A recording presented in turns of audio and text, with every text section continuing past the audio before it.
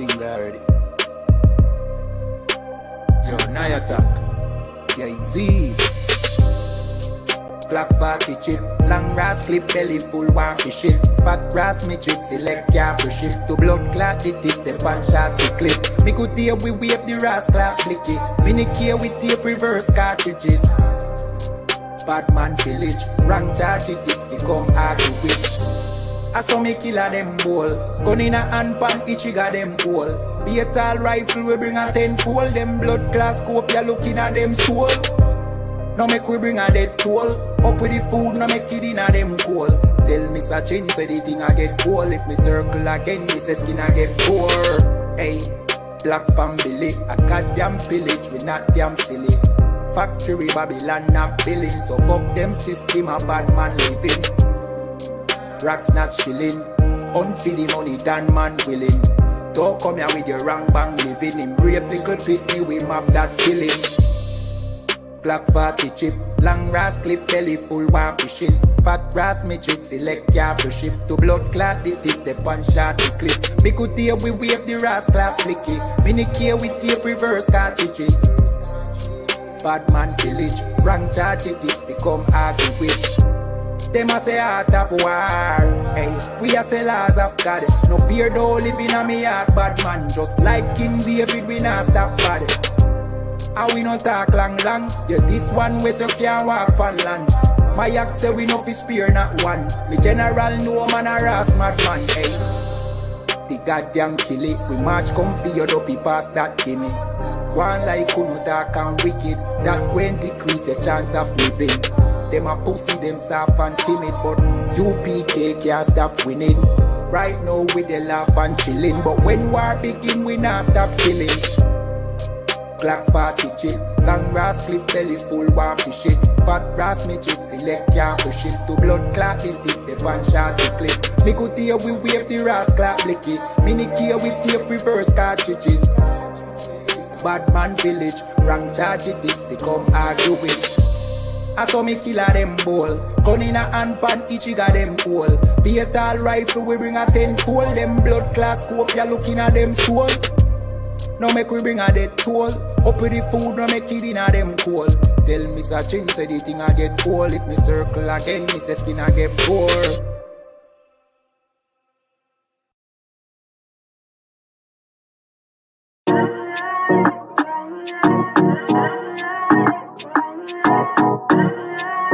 UPK, O1 West. Babylon is falling to rise no more again. Babylon is falling. Freedom is here, my friend, not just part of the nation. Yeah, our shine never come bring peace in start of the vision. Now put your trust in the riches and wealth, contamination. But just the last statutes and commandments, we make the decision to keep them with precision. I just part of the nation. Daniel get a vision, him see the black Christ, it wasn't a white depiction. No allegiance to Rome nor its regions, come out them religion if you want be a free man. Cause the deacons them full of demons, same situation with Rasta with Islam. Only beacon of hope for your lean on is UPK and the General Yana. Every fowl of the ear, every beast of the field, every creeping thing we creep on land, every mouth of the clear, loud and clear. Yeah, our shy Mashiach is a black man who have fear, let him hear. Time to prepare, spiritually separate from Babylon. We no weak, we no fear, we no tear. Bun Saddam, my bun Batman are just part of the nation. Yeah, our shine never come bring peace in start of the vision. Now put your trust in the riches and wealth, contamination. I just the last statutes and commandments, we make the decision to keep them with precision. Just part of the nation, send evils and curses on the horse sitting on the beast and all churches. America fall, them deserve it. Rome get defeat, history repeat, another first thing. Hey, 400 years they work with, then desert with, then turn round and call we worthless. But now the COVID lurking, them hurting, and then the doctors and nurses. Hey, one day to building off a turn after the long journey. No care much money you are fi still want Babylon burn. One day table in a fi turn. After the long journey, no care much money you a earn, hey. I just part of the mission. Yeah, our shine never come bring peace in start of the vision. No put your trust in our riches and wealth, guns are ammunition. I just the last that took some commandments. We make the decision to keep them with precision. I just part of the mission.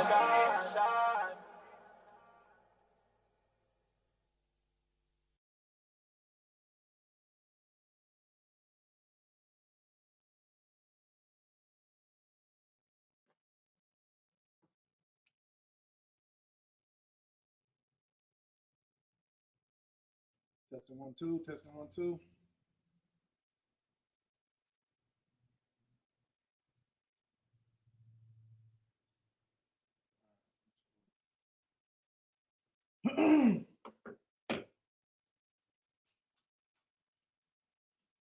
All right. Shalom Israel, Yahweh Shem Yahushua Barakatah to the brothers, Yahweh Shamar Alatham Bashem Yahushua to the sisters. Today we have Tuesday Brotherhood class. And I want to get on a certain particular topic. And the title today is the Lord with the Prisoner. I get into conversations with brothers who are still locked up in the system, and in my experience of having the privilege to be able to teach them brothers, to have the privilege to be able to talk to those brothers, you know what I'm saying? A lot of the perspective, because you know what I mean, the world is filled with the perspective of Christianity, you know what I'm saying? But Christianity doesn't abide by the actual true God in the Bible. So I have to teach them brothers, I have to show them brothers the actual true perspective of the God in the Bible, because from their perspective is that because of their situation, they feel as if the Lord is not with them. You know what I mean? They feel as if God has absolutely no interest or love with them. You know what I mean? But you know what I mean? Luckily for for the Isupk So and the Commander Junior Hana, I mean, we get the privilege to show these brothers the truth, to teach these brothers the truth, show these brothers that not only does the Lord love you, but the Lord has given you an opportunity to rejuvenate your life. He's giving you an opportunity to start from scratch. He's taking you away from the distractions, and he's giving you a chance to recharacterize yourself. You know what I'm saying? Don't be so much in the pressures of feeling like, oh yeah, I have to do this in order to survive in society. I gotta do this, to make money, I gotta do this, You know what I mean? Now you are in a situation where you're put into having to sit down for a minute and rethink and rejuvenate your whole lifestyle. You know what I'm saying? A lot of people don't get that privilege. You know what I mean? This is what I have to teach those brothers. You know what I'm saying? A lot of people don't get a chance to renew their life. You know what I mean? A lot of brothers have to die within their sin. A lot of brothers are out here and they either smoke themselves to death, or either, you know what I mean, put themselves in a situation where they were violently taken away, violently unalived, regardless of whatever the situation is. You know what I mean? So having the privilege to be able to speak to the brothers who are actually incarcerated at the time period, that message has been spread out. You know what I mean? The Lord not only giving you a chance to be able to rejuvenate your life, but he's also brought the Lord's prophets to be able to send this message that all Blacks, Hispanics, and Native Americans, regardless of whatever circumstance you're in, you know what I mean, you have a chance to change. You have a chance to reinterpret everything that goes on in your life. You know what I'm saying? You have that opportunity. As long as you have a breath of life, you got an opportunity. You know what I mean? This is what we push to those brothers. You know what I mean? We spread that message down. You know what I mean? But the only way that you're going to be able to get it is to get in this truth. You know what I mean? To get in this truth and change, because this truth requires change. You know what I mean? So, you know what I mean? We're gonna give if brothers are watching, you know what I mean? Because it's not like brothers don't have the opportunity to have internet access within being incarcerated. You know what I mean? I came across a bunch of brothers. I led them to a lot of brothers who have internet access, have YouTube access to our channels. So I kind of want to just speak to them brothers for a minute. You know what I mean?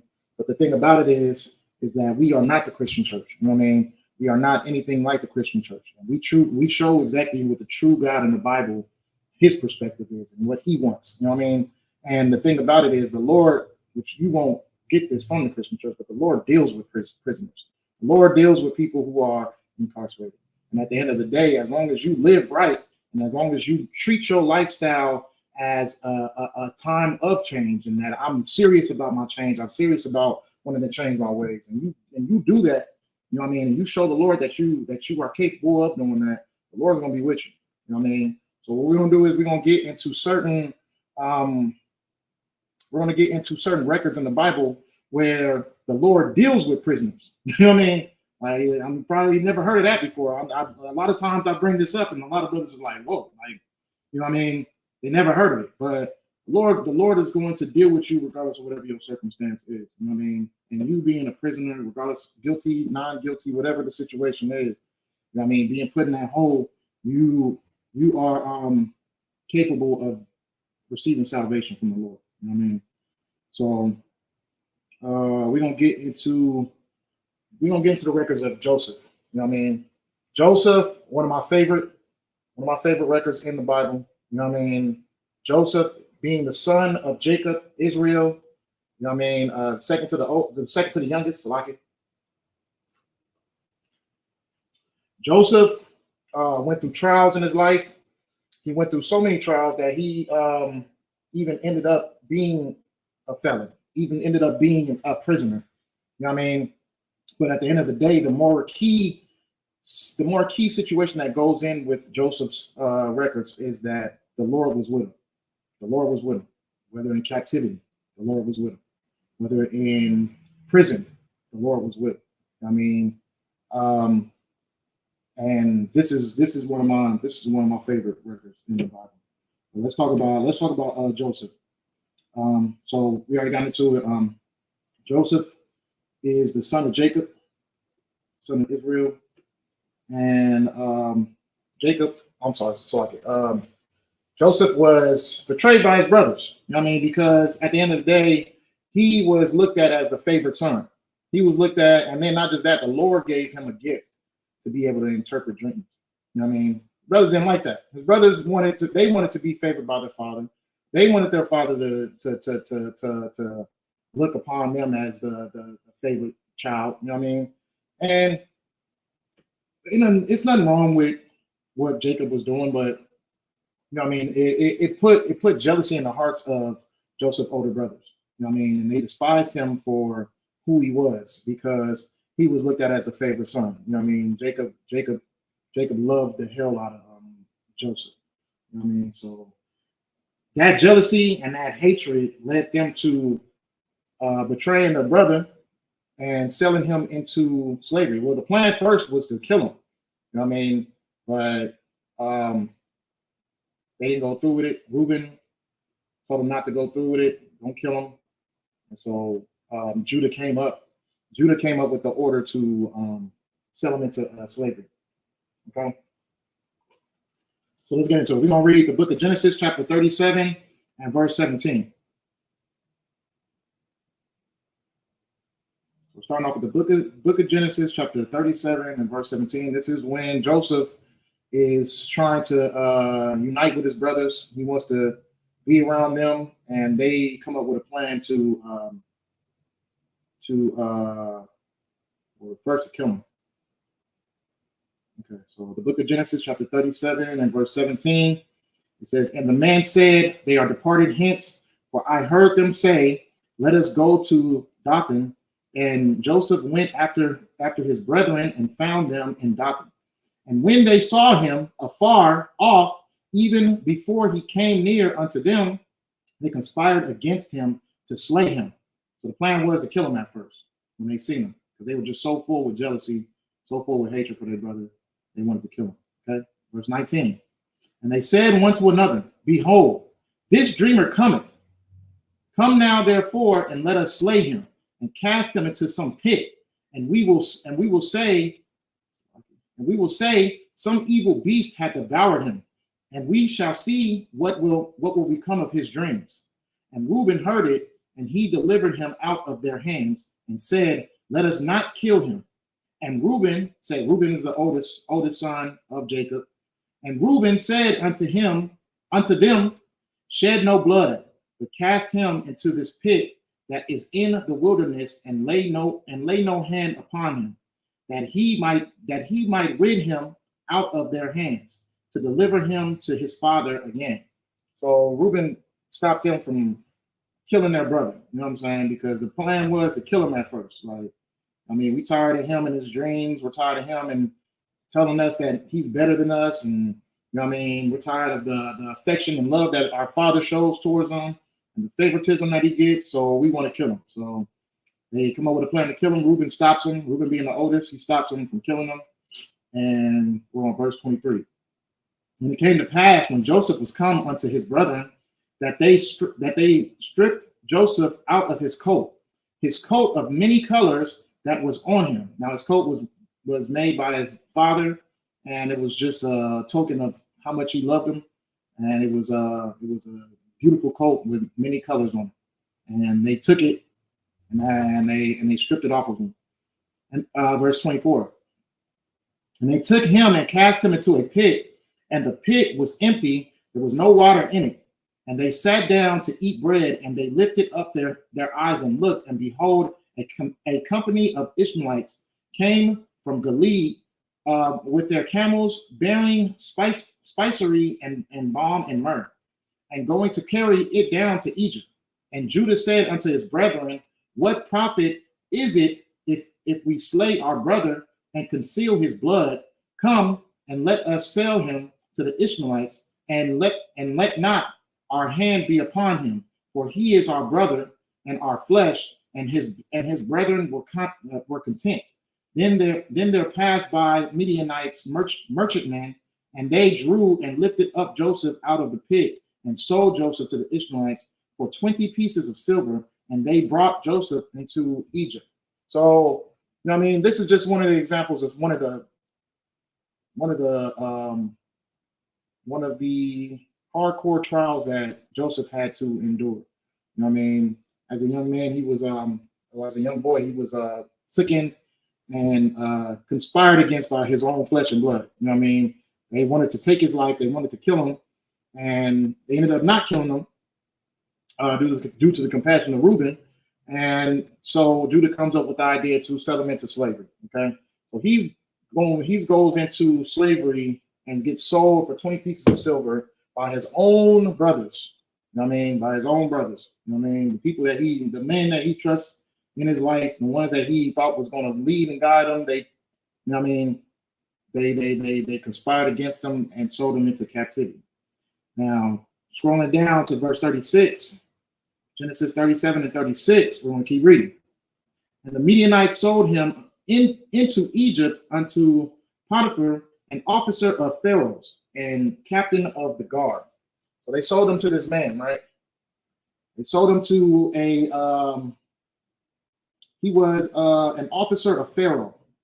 And they sold their brother, the Ishmaelites, the Midianites sold Joseph to Potiphar. But the thing about it is, I mean, you think that, because of what Joseph is enduring, that the Lord is not with him. You know what I mean? You would think that. You know what I mean? But there's a method to the madness. You know what I mean? And everything that's happening to Joseph is meant to happen for him. And not just is it meant to happen for him, the Lord hasn't left his side once. You know what I mean? And it's not because of who he is or what he's capable of doing. It's because of what he's meant to do. You know what I mean? And not just that, Joseph was a humble man, and he did not steer away from serving the Lord at all. You know what I mean? Regardless of all his situations, he still gave the Lord acknowledgement, and he never talked down or cursed the Lord because of what he was going through. You know what I'm saying? We got to keep that in mind. Keep that as a blueprint for us You know what I mean? Whenever we go through a trial, whenever we go through something, even within the sitting in the walls of the prisons, you know what I'm saying? We don't curse the Lord because of what you're going through. You know what I mean, acknowledge the fact that whatever's happening is happening, and you're meant to be there, and maybe you're just there for a reason. You know what I'm saying? Maybe the Lord spared you, or more than if you're still alive, the Lord spared you. You know what I'm saying? But the Lord spared you for a reason. You know what I mean? And it's not for you to just be captive forever. It's for you to do something. You have to find your purpose, your importance. Okay? So let's go to the book of Genesis, chapter 39 and verse 1. Now here, this is where we see the Lord's presence with Joseph during his trials of being in captivity. He was a slave to Potiphar. He was a servant. You know what I mean? And he was sold to this man, so he had to do everything that this man required him to do as a slave. You know what I mean? So let's keep going. Genesis chapter 39 and verse 1. And Joseph was brought down to Egypt, and Potiphar, an officer of Pharaoh, captain of the guard, an Egyptian, bought him of the hands of the Ishmaelites, which had brought him down thither. And the Lord was with Joseph. Let me read that again, verse 2. And the Lord was with Joseph. Let me read that one more time. And the Lord was with Joseph. So it may seem like an oxymoron. You know what I mean? Joseph is in slavery, but the Lord is with him. Joseph is a slave, but the Lord is with him. You know what I mean? It may seem like an oxymoron, but it's not. You know what I mean? It's not. The Lord is with Joseph throughout his trials and throughout his situations. The Lord is still with him. The Lord has not left Joseph. He's still with him. You know what I mean? So let's go to the benefits of the Lord being with Joseph. Verse 2, and the Lord was with Joseph, and he was a prosperous man in captivity. He was prosperous. You know what I mean?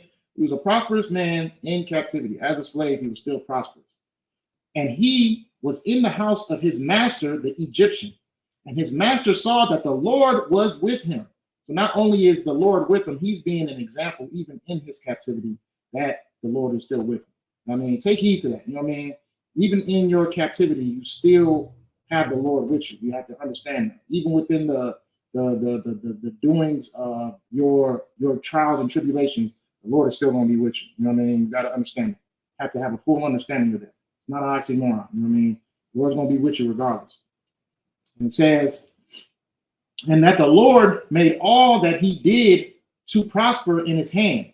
And Joseph found grace in his sight. And he served him, and he made him overseer over his house. And all that he had, he put into his hand.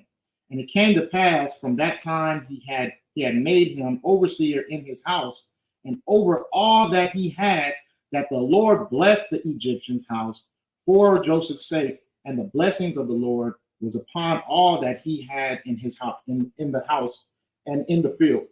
So, you know what I mean? Joseph is a slave, he's captive, but the Lord was with him. Joseph is a slave, he's captive, but he's a prosperous man. Joseph is under the household of an Egyptian, but because the Lord and his love for Joseph, even the Egyptian's household and his fields were blessed, just because of the presence and because of the favor that the Lord had for Joseph. You know what I mean? Even the people around him were blessed. You know what I'm saying? So take that in as well. You know what I'm saying? Your situation doesn't identify the Lord's love for you. You know what I mean? If you Black, Hispanic, and Native American, the Lord loves you enough to give you a chance to change. You know what I'm saying? And that's what we have to understand. I mean, if you are Black, Hispanic, and Native American, the Lord has granted you an opportunity and gave a sacrifice, which is our King, you know what I mean, Yahushua Mashiach, you know what I mean? He gave a sacrifice for us to be able to become his people again. Not for us to continue to keep on doing wrong. I mean, a lot of people, incarceration doesn't stop them from still doing the things that they used to do when they was in the world and doing worse while they're in there. I mean, it doesn't stop the violence. It doesn't stop the banging. It doesn't stop the drug use. None of that stuff. You know what I mean? Prison is just a place for people to be at that's committed crimes. You know what I mean? It doesn't stop the crime. People are still in there committing crimes.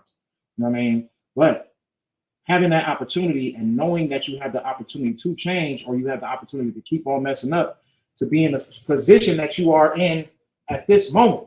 You know what I mean? To the things that led you into your incarceration. You know what I mean? Doing what you did, or you know what I mean, even if you're innocent. Take the situation. Joseph was innocent. Joseph didn't do anything wrong, but he's in captivity. You know what I mean? He's a slave. Did he do anything wrong? No, he was innocent. But at the end of the day, because he still served the Lord, because he stayed righteous, the Lord was with him. And the Lord had favor on him.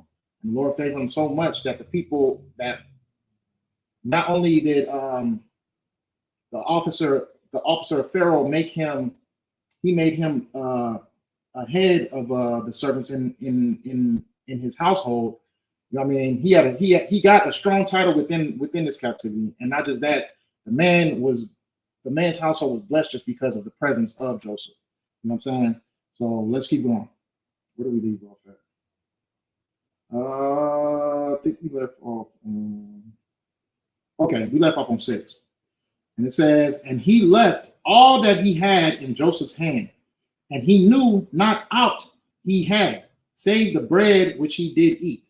And Joseph was a goodly person and well favored. He was favored within his captivity. You know what I'm saying? Take that in mind. Your condition, your captivity, whatever it is that you're going through, does not base the Lord's favor on you. I mean, even within the walk through the fire, the Lord is going to be with you. And you have to understand that. You know what I'm saying? All of us have to have a understanding that, you know what I mean, just continue to keep serving. You know what I mean? Because you never know what hearts you might be touching. You know what I mean? What knowledge you might be spreading, what wisdom you might be spreading in the conditions that you're in. You know what I mean? Christ was in the ghetto. You know what I'm saying? Joseph was in captivity. But all in all, he still served the Lord and became an example of the Lord's favor. You know what I mean? And he became an example of the Lord's love. You know what I'm saying? And captivity didn't stop him from shining in the way that he was shining. Okay? So what happens to Joseph? What happens to Joseph is Potiphar's little slutty wife, a heathen, you know what I mean? She looks at Joseph with a lustful eye. You know what I mean? She's looking like, okay, this is a servant, and you know what I mean, he handsome, you know what I mean, he got it going on, favored. You know what I mean? I want a piece of him. You know what I mean? So she starts to make her attempts to, you know what I mean, get him in her bedroom. I mean, while Potiphar's not around. You know what I mean? So she continues to keep on making her, she makes her attempts, and she makes her attempts. She gets so aggressive so much that to the point where she damn near, she strips off the clothes off of Joseph as he's running away from her. Because Joseph know better. Joseph know better than to break the law. Not only is it a sin to sleep with a heathen, but it's also a sin to sleep with a man's wife. You know what I mean? And he honored those laws, even though he had, you know what I mean, he didn't have to. I'm not saying that he didn't have to as far as like it wouldn't be a sin. He was a servant. He had to do what his masters was telling him to do. But he chose that even if they kill me for not breaking the law, then they just gonna have to kill me. You know what I mean?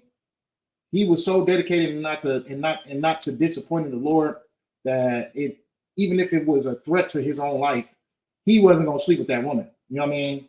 And she ripped the clothes off of him. He runs out of there. So as she has the clothes, she's just like, okay, this man don't want nothing to do with me. So I'm gonna set him up. And so she makes it seem to Potiphar that Joseph made a pass at her, and Joseph tried to, you know what I mean, take it from her. Potiphar's just like, man, like this happened.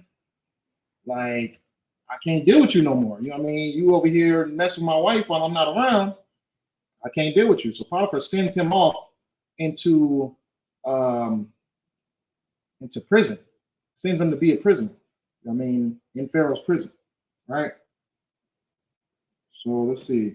We're gonna go scroll down to verse 20. Genesis 39 and verse 20. We're gonna see what Potiphar does to Joseph after this situation. You know what I mean?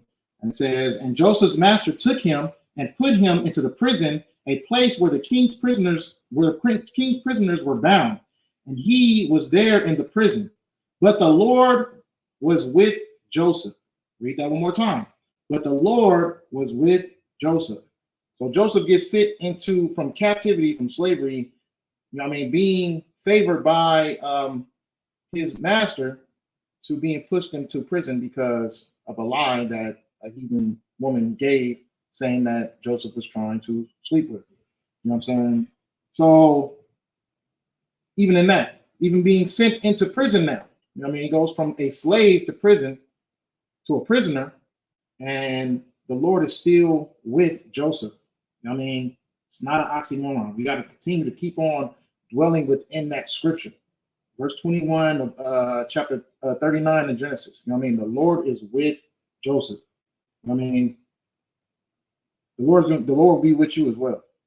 If you serve him the right way, if you're doing exactly what you're supposed to be doing, if you live in the way that he wants you to live, which is following the commandments, which is getting in this body, getting to work, the Lord is going to be with you.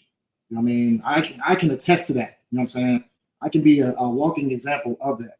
Regardless of whatever the circumstances are, the situations are, the Lord is going to be with you. Okay? So let's keep going.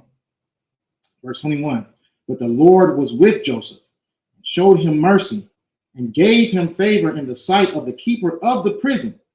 And the keeper of the prison committed to Joseph's hand all the prisoners that were in the prison. And whatsoever they did there, he was the doer of it. The keeper of the prison looked not to anything that was under his hand, because the Lord was with him, and that which he did, the Lord made it to prosper. So even in imprisonment, Joseph is still prospering. He's still the Lord is still using him as an example that he is with him. So his condition didn't make anything different. The Lord still showed his favor to Joseph in his condition of being a prisoner as well. So within his captivity of being a slave, the Lord was with him. He showed his favor to him.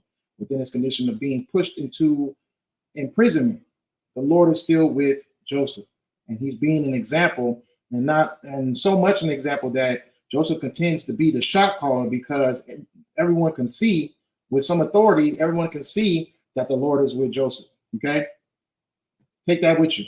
Being in prison doesn't stop the Lord from being with you. Being in prison doesn't stop the Lord from loving you, from giving you favor. The Lord from, making you prosperous within your dwellings. Doesn't stop anything. It actually makes the situation a little bit better, because the Lord loves to show out. A lot of people think that they're going to die in prison. But the thing about it is, if you got the Lord on your side, anything can happen. Anything can turn around. Anything can change. You just got to put it in the Lord's hands. That's why we call it walking through the fire. It's not a comfortable walk. It's not going to be something that just feels good the whole time you're going through it. The Lord is not the Lord of gain. It's not about gain. It's about what you're able to endure in order to get to the other side and still serve and love the Lord. And still have faith that these prophecies will come to pass. That's what it's all about. So the Lord was with Joseph. And so much so to the point where, Joseph gets put in position. Joseph not only becomes to being a slave to a prisoner, but now it's time for the Lord to show up and show out in his life. And the Lord is going to do just that, because Joseph practiced patience, he practiced endurance, and he practiced still serving the Lord, still being that vessel of an example. That regardless of whatever the situation is, the outcome of the situation, the setting of the situation, the Lord is going to be with you. That's what our brothers got to know that are behind those walls right now. It doesn't matter what the judge says. It doesn't matter what the jury says. It doesn't matter what the depth say. All in all, the only thing that matters is what the Lord is capable of doing. And trust me, those walls are not more powerful than the Lord's hand. You know what I mean? You got to have a full understanding of that. Those walls are not more powerful. That system, this corrupt system, is not more powerful than the Lord's hand. Okay, so let's keep going.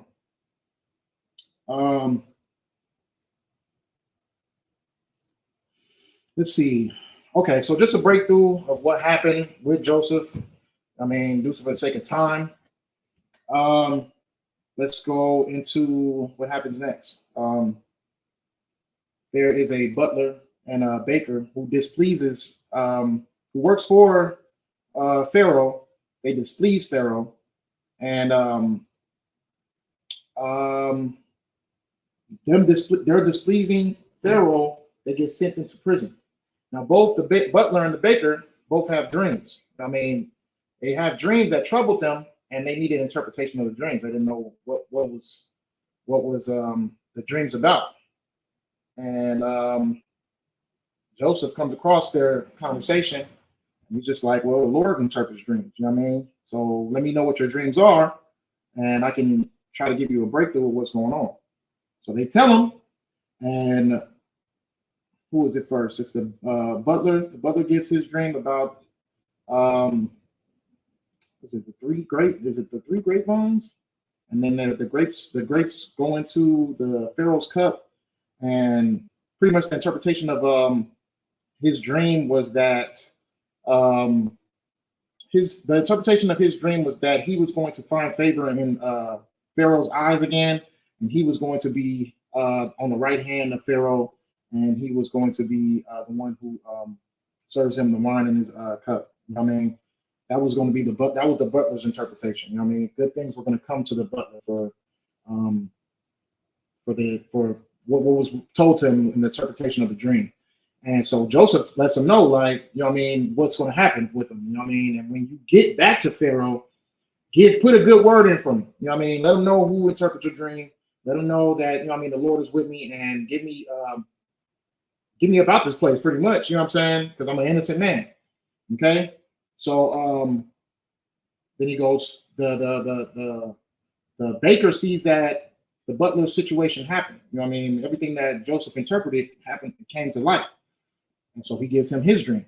You know what I mean? His dream was that he had a basket of 3 baskets of meat on his head, and the crows came and ate the meat from the basket.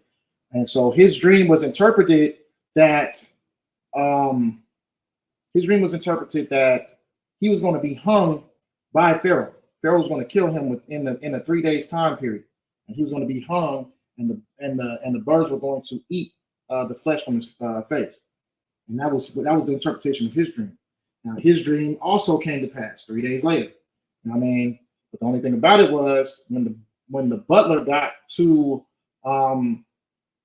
Pharaoh, he forgot about Joseph. I mean, he was probably so happy that he got up out of prison. He just was like, you know what I mean? He forgot all about what was going on with Joseph, and he forgot to put in a good word for him. He forgot all that. You know what I mean? So Pharaoh, he ends up having a dream. He had a dream that troubled him so much that he needed to find the top magicians, the top translators in his kingdom in order to interpret this dream that happened to him. I mean, the dream troubled him. So what the Pharaoh seen was three a river and 3 kine in the river that were beefy, fat. You know what I mean? Kine is just like a cattle, like a cow, something like that. I mean, he sees them in the river and they're beefy, they're fat. You know what I mean? And then after they come out the river, and then there's 3 skinny kine, like cattle, 3 skinny cattle, and they're like malnourished, skinny, bony. You know what I mean? They come out of the river and they eat the 3 fatful kine. You know what I mean? Oh, I'm so lucky. It's 7. I said 3. I'm still stuck on the butlers. It's 7 of them, 7 kine, and it's 7 beefy kine and 7 malnourished kine. Okay, so the 7 skinny malnourished kine go and eat the beefy kine. You know what I mean? Pharaoh doesn't know what that means. He gets up, he's troubled, goes back to sleep. Another dream happens, and it's 3 stalks of corn, which are the corn is just it's grown perfectly. They're big. It's well nourished. But then there's I keep saying 3, 7. Then there's 7 stalks of corn that are unnourished, skinny, mild, and just not grown the right way. Those stalks of corn of the skinny lot takes over the good lot of the good corn, and it completely takes over and kills off the good corn. So Joseph hears this interpretation, and he's like, okay, both of these go together. This is the sign from the Lord, and these are signs that go together. Both dreams coincide with each other. And I skipped it. So they can't find a magician, they can't find an interpreter to find out what the reason of Pharaoh's dream. But as the butler hears the story, he's just like, oh, well, I ran into someone that would interpret dreams that was in prison. I mean, and I can bring him to you, and we can try to get him to interpret your dream. So he goes and remembers Joseph, and he goes to go get Joseph. He brings Joseph, and Joseph gets to interpreting. He comes before Pharaoh. Pharaoh tells him the dreams that he had. Joseph interprets it, tells him this is a sign from the Lord that there will be 7 years of good stock, of good grain. You know what I mean? And then there'll be 7 years of famine. So that's what the dream represented. And so he's giving Pharaoh the warning that you're going to have 7 years to be able to stock up and fill your storages with food and grain and everything that you need. Stock up on food, and then there'll be 7 years of famine, but you'll be able to get through the famine because of this warning that was sent to you. So Pharaoh sees the Lord went to the highest ranking on that situation. You know what I mean? And Pharaoh ranked over everybody in Egypt.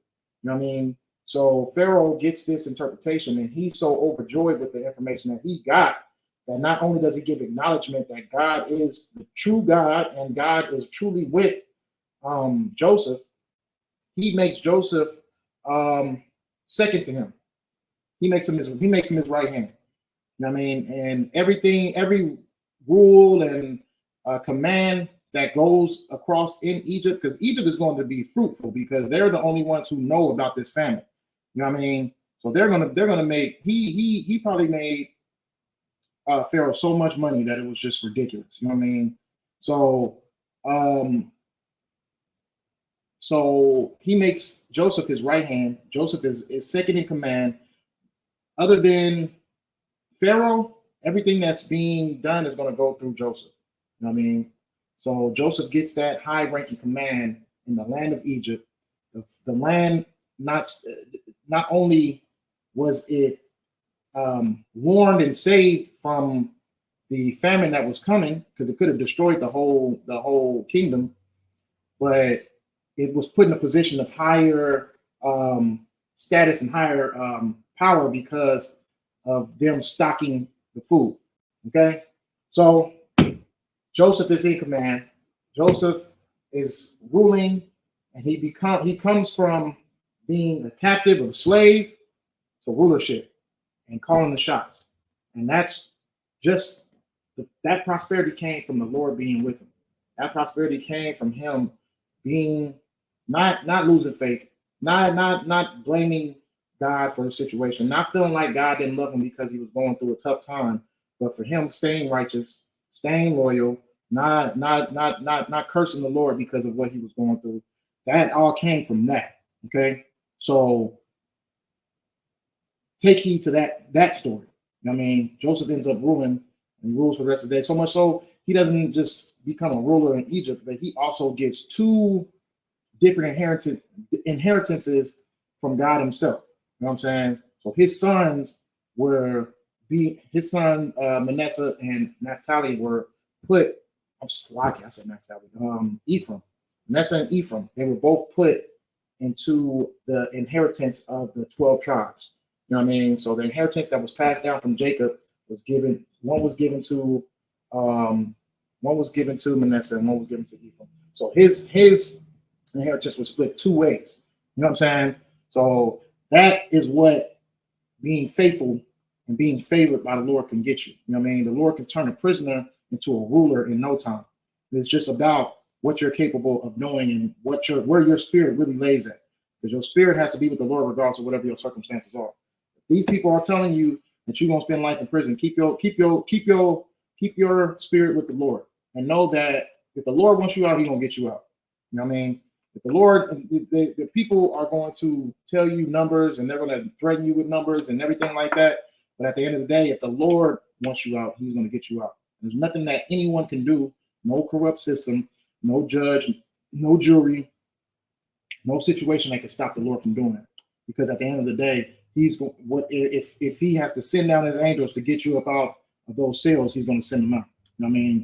You are not what your situation is. You know what I'm saying? And you're not trapped in your situation, regardless of whatever they're telling you, regardless of how many years they're throwing at you. You're not trapped. You have a chance to be able to not only be free physically, but also free spiritually. You know what I mean? You don't have to be bound down to the sorrows of iniquity anymore. You know what I mean? You get a chance to change, but you have to be willing to change. You have to put in the efforts and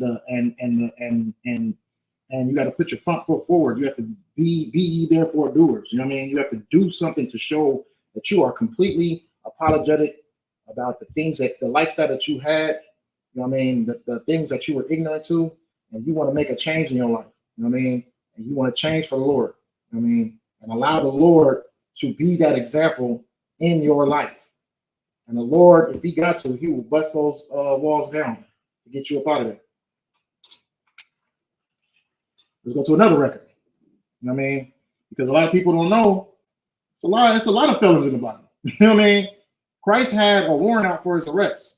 Christ was dipping and dodging away from, you know what I mean, people who wanted to lock Him up, to kill Him, to stone Him. You know what I mean? Christ had that. Christ had to do that. Christ Himself. I mean, but there was like even His prophets had to deal with imprisonment. But all in all, at the end of the day, was the Lord with him? Let's see. Let's go to the book of Acts, chapter 12, and verse 5.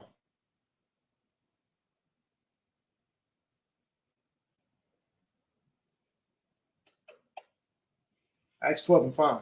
Now, let's get into Peter's situation. I mean, Peter, right hand of Christ. You know what I mean? He had a situation where, I mean, they wanted to lock him up. Herod wanted to lock him up and kill him. He had a death sentence. You know what I mean? He was supposed to die. They killed James, and it pleased the people so much that they sent out for them to kill Peter. James was beheaded. You know what I mean? And they went out and they was just like, okay, well, we're gonna kill Peter too. Since it pleased the people so much, we're gonna kill Peter too. You know what I mean? So they get Peter, they capture him, put him in prison. He was in prison waiting to die that night. He was supposed to be sent to Herod that night. You know what I mean? But did he fold? Did he lose faith in the Lord? No. I mean, so much so, he was relaxed and comfortable and asleep. But we'll get into it. So the book of Acts, chapter 12 and verse 5, it says, so this is after Herod sends out the warrant, gets Peter locked up in prison. And it says, Peter therefore was kept in prison, but prayer was made without ceasing of the church unto God for him. Speak to the Lord. Let him know your troubles. Let him know what is coming to pass in your life, and ask the Lord for salvation. You know what I'm saying? A lot of people don't know what the power of prayer can do for you. You know what I mean? And if you don't feel like you're capable of praying, if you feel like you just living a lifestyle, you know what I mean, where, you know what I mean, you feel like you're unworthy of prayer, I mean, make a request. Ask if the Lord's priest can pray for you. You know what I'm saying? But all in all, at the end of the day, prayer and that message to the Lord is going to get you in a position where he notices what's going on and he's going to get you up out of it. You know what I mean? The church, just the body was praying for Peter. Hey, Shalom, Trooper. Shalom. Hey, Shalom, sis, what's going on? So, I mean, a lot of people underestimate the power of prayer. You know what I'm saying? The people prayed for Peter to get out of prison, to get out of that situation. That penalty, he got the death sentence. They were going to kill him that night. Okay. And it says, Peter therefore was kept in prison, but prayer was made without ceasing of the church unto God for him. And when Herod would have brought him forth, the same night Peter was sleeping between two soldiers, bound with two chains, and the keepers before the door kept the prison. And behold, the angel of the Lord came upon him.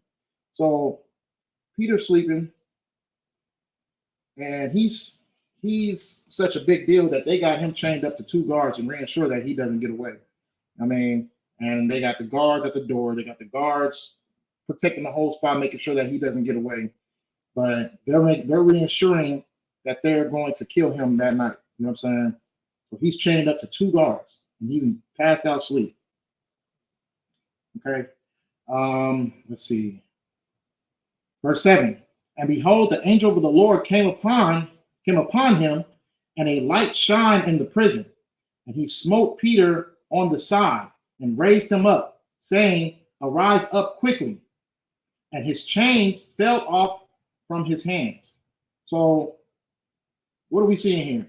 I mean, the Lord wanted Peter out of prison so bad, he sent the angel to come and help him escape up out of there. I mean, and the guards don't know what's going on at this time period. Peter rose up and his chains fell off of him. You know what I mean? The chains that he was chained to the two guards fell off of him. He's walking around free. He doesn't have the cuffs on him right now. You know what I mean? And he told him, like, hey, the angel of the Lord told him, like, hey, let's get up out of here. Time to roll. Okay. And verse 8, and the angel said unto him, Gird thyself and bind on thy sandals. And so he did. And he saith unto him, Cast thy garment about thee and follow me.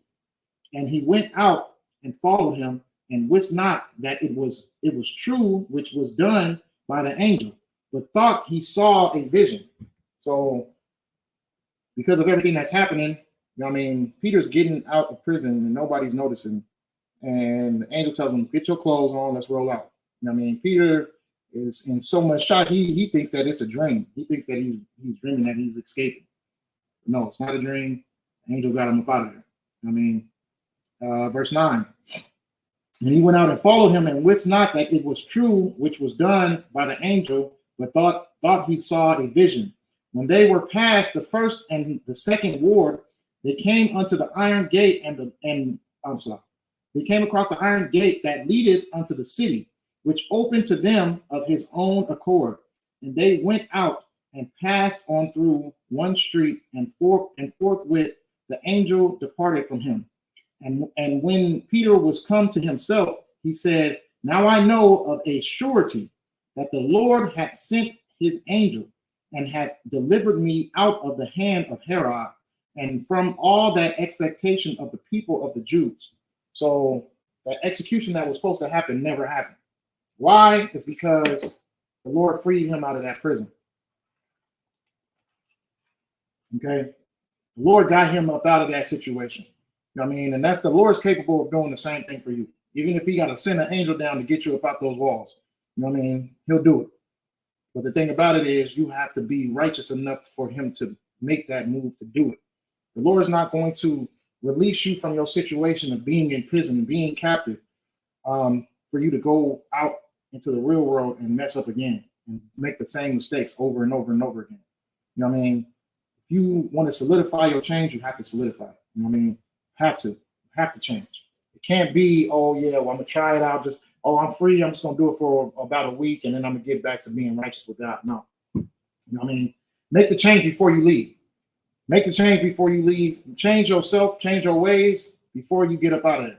Before the judge is telling you that, you know what I mean, that this is going to be the time period you got to spend in here before all that. You know what I mean? Start to change within yourself, not because the expectation of getting out of prison, but the expectation of getting out of that imprisonment of sin. I mean, that's the main key focus. Because once the sin stops, the person, the spirit changes. You know what I mean? And it's not so much the expectation of getting out, because maybe it's just not your time to get out right now. Maybe the Lord has to deal with you in a situation of getting to the brothers who's around you.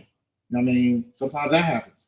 But at the end of the day, if the Lord wants you out, he's going to get you out. And he's capable of doing it. Whether even if he has to send down his angels and cause a miracle to happen for you to get out, he's going to get you out. You know what I mean? But the work comes first. And if you got to work while you're in there, then work while you're in there, depending on whatever your situation is. You know what I mean? Some brothers ain't meant to teach.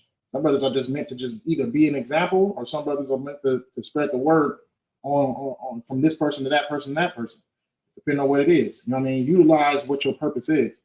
You know what I mean? The only way that you can utilize what your purpose is by getting into the place of purpose, which is the body of Christ, which is Isupk. You know what I mean? And you anywhere else you'll be doing your purpose wrong. I mean, there's a lot of brothers in there who think that they know the truth, that don't really know the truth. They don't know this from that or that from this. They continue to keep on spreading false doctrine because they feel like, oh, because I know that Blacks, Hispanics, and Native Americans are God's chosen people, now I can just start teaching. No, it doesn't go down like that. But if you're capable, if you are authorized to teach, then teach. You know what I'm saying? It's not like brothers are not going to be in prison that are authorized to teach. You know what I mean? Trust me on that one. You know what I'm saying? Trust me on that one. But at the end of the day, because of your situation, are you going to stop doing what you were purposed to do? No. You know what I mean? If the Lord chooses for you to be captive, then within your captivity, you still spread that gospel. You know what I mean, what was that precept? I'm paraphrasing. To the Jews, I had to become like a Jew in order to spread the gospel. To the men who are lawful, I had to be a lawful man in order to spread the gospel. To the men who are unlawful, I had to be just like an unlawful man, but still be lawful while still serving the law, still being lawful, but still gaining favor of the men who are unlawful. You know what I mean? Become your situation. If the Lord wants you to become a prisoner, then be a prisoner like Joseph.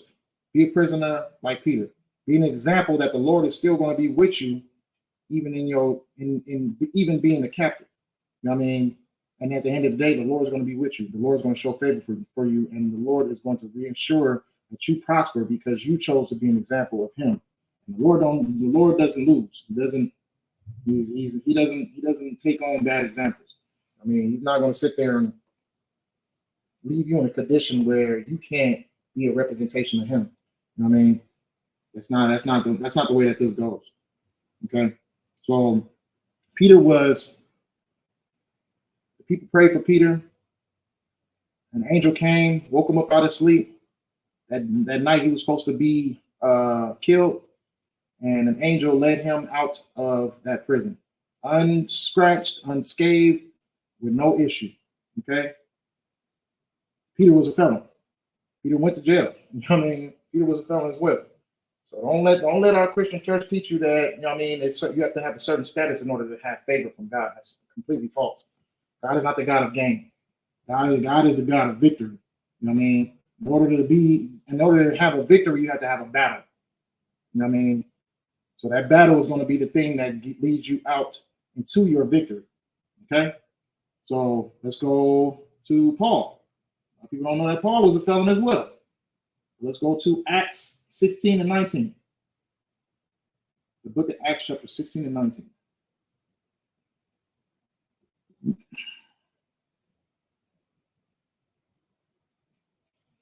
So, Brother Paul, he was sent to prison. Not only was he sent to prison, he was beaten. Police brutality. They beat him, whipped him, and threw him in prison. You know what I mean? Him and Silas. But all in all, the brutality that happened to Paul, did it stop him from praising the Lord? Did it turn him away from him? Did it make him feel like the Lord wasn't with him because of the situation that happened to him? No, that's not true. You know what I mean? It caused Paul and Silas to sit into those cells and sing praises of the Lord as loud as they could. You know what I mean? So much so that the guards heard them. We're going to get into it. But for Christ's sake, Paul and Silas were beaten and thrown into prison. Let's go. So the book of Acts chapter 16 and verse 19. And when her masters saw that the hope of their gains was gone, they caught Paul and Silas and drew them into the marketplace unto the rulers, and brought them to the magistrates, saying, These men, being Jews, do exceedingly trouble our city, and teach customs which are not lawful for us to receive, neither to observe, being Romans. So we're going to get that a lot too in this time period. So this don't just go to the prisoners, this goes to our brothers in the truth as well. You know what I'm saying? It's going to be people who are going to want to kill us just because of the message that we are sending out here into our communities. You know what I'm saying? To our people. Brothers are going to want to kill us. And we see that today. You know what I mean? We got terrorist people driving into the schools, and you know what I mean, people trying to fight us at camps and a whole bunch of stuff happening. But at the end of the day, does that stop us from doing what we got to do? Does that shake our faith? No. It only makes us stronger. You know what I'm saying? It only makes us more willing to serve the Lord even more. You know what I mean? Because we see that the same things that the prophets had to go through back in the day is the same things that we're going through at this time period as well. You know what I'm saying? These are the examples of the Bible. And only to truly know the Bible is to know that of this lifestyle that comes with it. I mean, if you know your pastor, if you know your church and you know the church people, you think that the Bible reenacts that, but it's nothing like it. The Bible reenacts what we do here. The Bible reenacts the battles and trials that we have to face here. I mean, nothing is new under the sun. So the things that we're dealing with right now, there's the things that they dealt with back in the times of Paul and Peter and Christ. You know what I mean? So we're on verse 22. And the multitude rose up together against them. Hey, Shalom, sis, what's going on? And the multitude rose up against them together. It's so lucky. And the multitude rose up together against them. And the magistrates rent off their clothes and commanded to beat them. And when they had laid many stripes upon them, they cast them into prison, charging the jailer to keep them safely, who, having received such a charge, thrust them into the inner prison and made their feet fast in the stocks. So they beat them, brutality, gave them police brutality, beat them and threw them in the deepest hole in prison. You know what I'm saying? So what does Paul and Silas do? What do they do? Verse 25. And at midnight, Paul and Silas prayed. Read that one more time. And at midnight, Paul and Silas prayed and sang praises unto God. And the prisoners heard them. So did they cry? Did they mourn? Did they sit there and lick their wounds? No. They praised God and they sang so loud to the point where the prisoners and the guards heard them. Okay. And suddenly there was a great earthquake. Now, this is the Lord's response. You know what I mean? This is the Lord's response. Hey, Shalom, Lord Christ. This is the Lord's response to, you know what I mean, Paul and Silas being pushed into prison. What is he going to do? He causes an earthquake to happen, so that the foundations of the prison were shaken, and immediately all the doors were opened, and everyone's bands were loosed. And the keeper of the prison, awaking out of his sleep and seeing the prison doors open, he drew out his sword and would have killed himself, supposing that the prisoners had been fled. So the Lord caused an earthquake to happen, and the place is all shaken up. Next thing you know, all the prison doors open. All the shackles on the prisoners fall off. All of them. Not just Paul and Silas, everyone that was in there. So the prison guard sees what's going on, and he's just like, okay, all the prisoners done got away. I'm about to kill myself. You know what I mean? Because of what's going on. And not just that, he's petrified. I mean, all of a sudden the earthquake just happens, all the doors open up and all the cuffs fall off all off the prisoners. What kind of, you know what I mean, what kind of scene is that?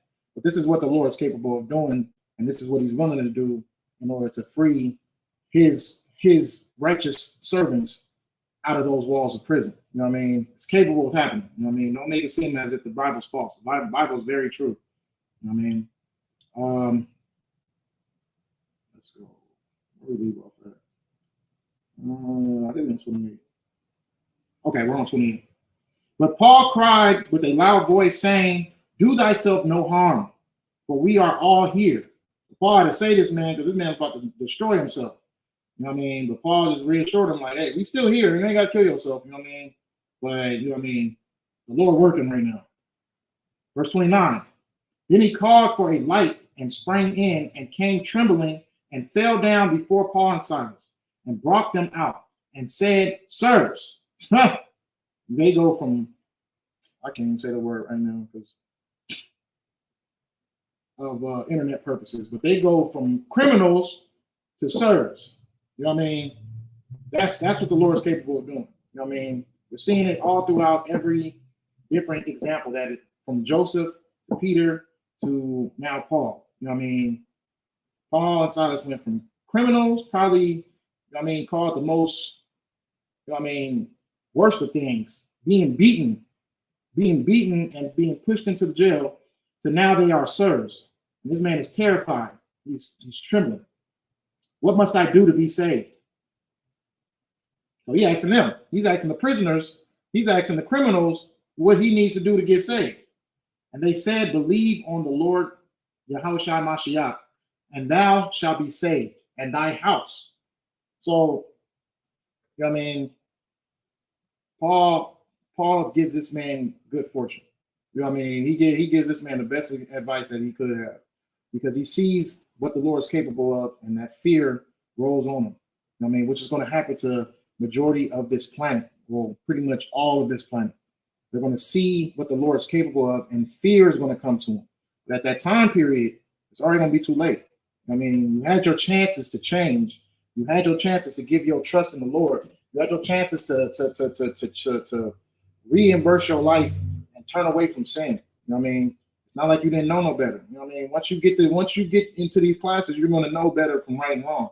But you chose to do wrong. You chose to continue to keep on, you know what I mean, letting the lust of the flesh and the lust of the eyes and the lust of your spirit send you into a place where salvation is not kept. You know what I'm saying? So now you have to deal with the consequences. And the consequences, look at what the Lord is capable of. Look at what the Lord can do. No one really wants to face the judgments of God when it comes. You know what I'm saying? But when they do, fear falls upon them in just a blink of an eye. You know what I mean? Because the Lord is, you know what I mean, he's a God of blacks, Hispanics, and Native Americans, but he also can be a terrifying God. You know what I'm saying? He also can terrify you. He also can torment you because of the wrongs that you committed. You know what I'm saying? So, I mean, what is it? Paraphrasing again, you know what I mean? Don't fear those who can kill the body, but kill those who can kill the body and the soul and the spirit and the soul. You know what I'm saying? Paraphrasing. But don't think that God's not capable of sending judgment, because he is. And don't think that God's not capable of getting you out your situation, because he is as well. You know what I mean? He's capable of getting you out of that imprisonment. He's capable of getting you out of those prison walls. You know what I'm saying? It just depends on where you go from there. It's not going to just be a walk in the park. You know what I mean? You have to prove your faith to the Lord. You have to prove your faith. You have to prove that, you know what I mean, if I'm truly righteous, I'm going to be righteous within my darkest of times. I'm going to be righteous within walking through this fire. And you know what I mean? Lord willing, you endure all the way to the end, and the Lord has has the salvation that he promised you waiting for you. You know what I mean? All in all, at these peril times, the mission shouldn't be so much to get out of the cell walls, but to get the brothers who are in those cell walls as open to who the true God of Israel really is. You know what I mean? As possible. That's what the true mission should be. You know what I mean? And the mission is not complete until our brothers are woken up. And if not all the way changed, they know the direction to go to find change. Because we are really being the example of who God truly is. You don't understand how many people we come across that just say, oh yeah, well, I want to get right with God. I see the way that you guys are dressed and how serious you take it. You know what I mean? How you guys teach. I want that because Christian church is failing us. Catholic church is failing us. Islam is failing. You know what I mean? And it's just going to be so many adversaries to the Lord that are going to fall during these perilous times that people will have no choice but to look for the truth. And Lord willing, they do find it, because there will come a time period where you'll look for it and you won't be able to find it. I mean, that time will come too. So Lord willing that our brothers will be able to change and get into this foundation, into this truth before that time comes. You know what I mean? Because once that time comes, it's already too late. It's already too late. You're going to want to know who is those men on those corners. You're going to want to know who's those men that you laughed and giggled about, that dressed funny, why they were so dedicated to the Lord, why they were so dedicated to their Israelite customs, their foundation, their body that of Christ. You know what I'm saying? Which is the Isupk. Why were they so invested in that? Why did they see it so important? I want to find out why it was so important, but you're going to look for us and you're not going to be nowhere to be found.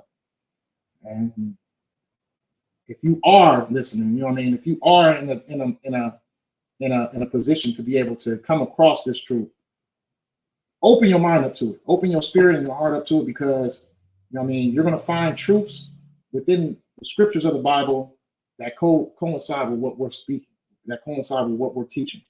You know what I mean? And it's going to be, oh yeah, well, the preacher told me this. Let me look it up. Oh, what they said was right. This is actually says it in the Bible. You know what I mean? So that division is going to, you're going to have a chance to show wisdom. Wisdom is just showing the discernment between the rights and the wrongs.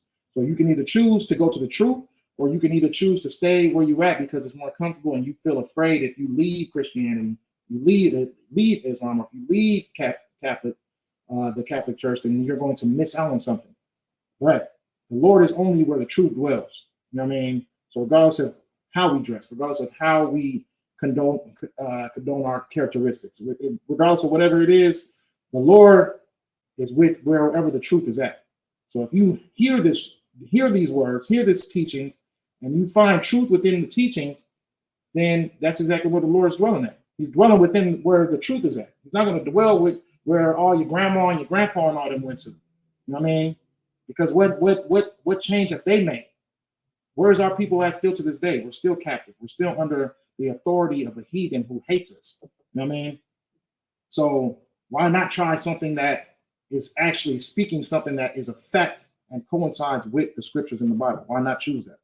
You know what I mean, regardless of if it's something new to you, regardless if it's uncomfortable to you, why not choose to go into that that leadership and that? And I'm just gonna keep on saying Isupk, get into the Isupk, because there's a lot of people who try to dress the part. There's a lot of people who try to act the part, but they spread false doctrine and they claim to be Israelites, but they're not.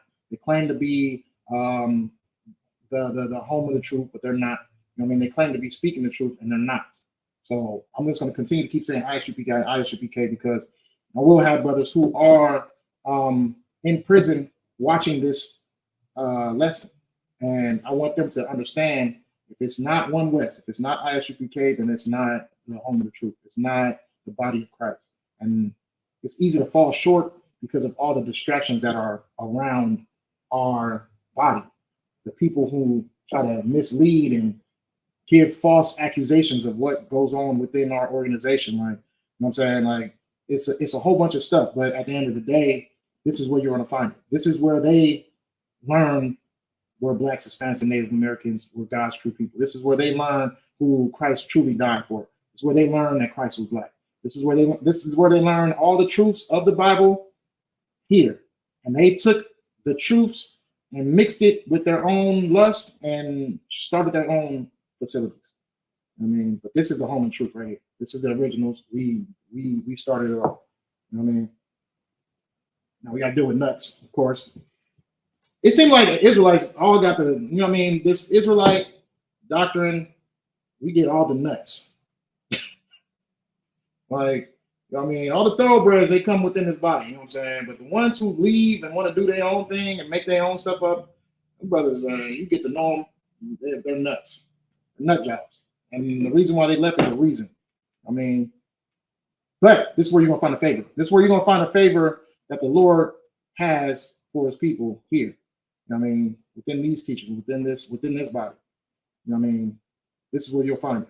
And you can receive that that favoritism the same way that Joseph received his favoritism, the same way that Peter received his favoritism, the same way that Paul did as well. You know what I'm saying? You receive that by coming here, you know what I'm saying, and living, changing and living your life right. You know what I mean? So last precept I'm gonna get into, we're gonna get into the men who were hung with Christ. You know what I'm saying? That's a good example too, you know what I mean? Because they were up there for a reason. They did something that caused them a murderer and a thief.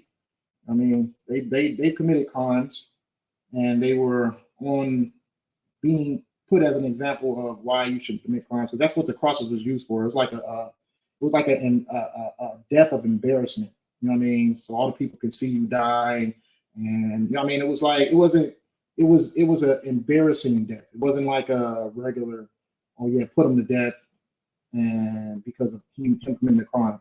They used the crosses for people that they didn't want to commit those crimes again. You know what I mean? So they try to use them as an example. You know what I mean? Revolutionaries, murderers, thieves, things that they didn't want people to do again. They put people out on those crosses for them to be an example of why you shouldn't do it. They put Christ up there as well, and he died in an embarrassing way, but he did it for the sake of his people. He did it for the sake that even me could be treated in this type of manner, even though I could have got out of this situation, but I did it for the sacrifice of my people. You know what I mean? And he went through with it, and he did what the mission held. So let's go to the book of Luke, chapter 23 and verse 39.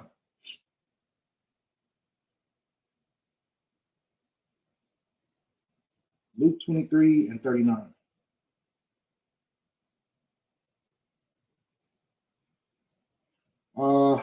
Okay, so this is Christ being crucified. Two men next to him.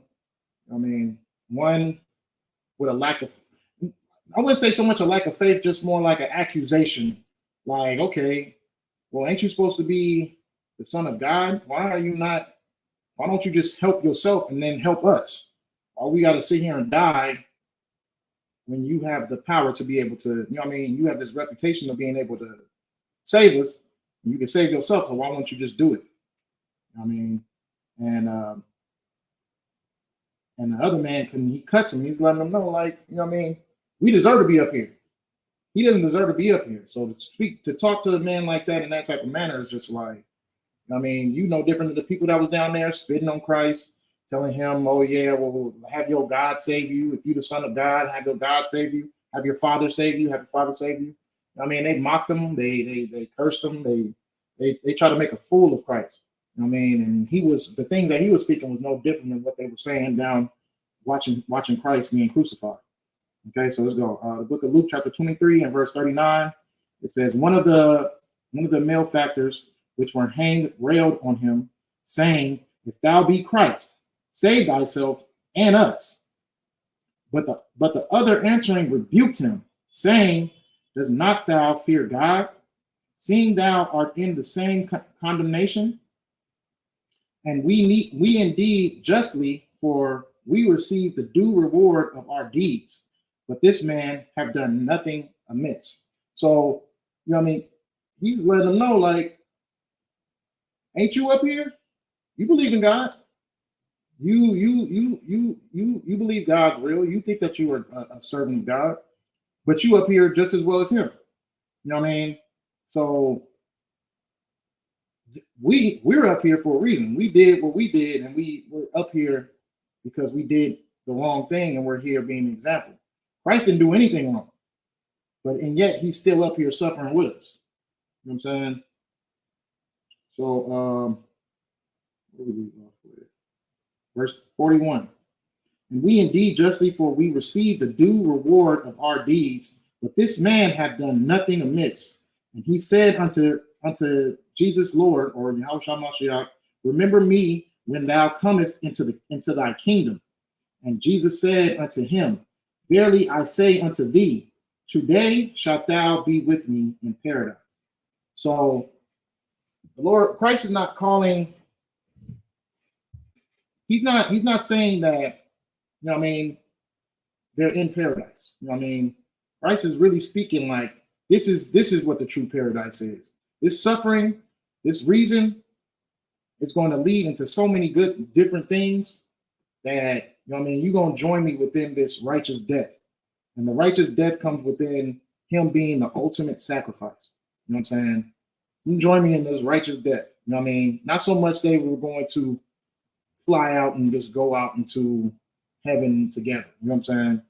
But that righteous death was the paradise. And regardless of how bad the situation may have looked, there was so much good things that came after that. You know what I mean? The Lord was able to, not able to, but the Lord sent out the new covenant for his people, for Blacks, Hispanics, and Native Americans. You know what I mean? Because that sacrifice was made. Because he did exactly what he was supposed to do, we were able to get back into the covenant of the Lord. We were able to fall back into order with the Lord. And not just that, we were capable of getting our kingdom back. You know what I mean? Because of the sacrifice that Christ had made. You know what I'm saying? So that's the true paradise. It wasn't the condition of what they were in. It wasn't him suffering on that cross. It was because of what the outcome was going to be after he did exactly what his mission was to do. That's the true paradise. You know what I'm saying?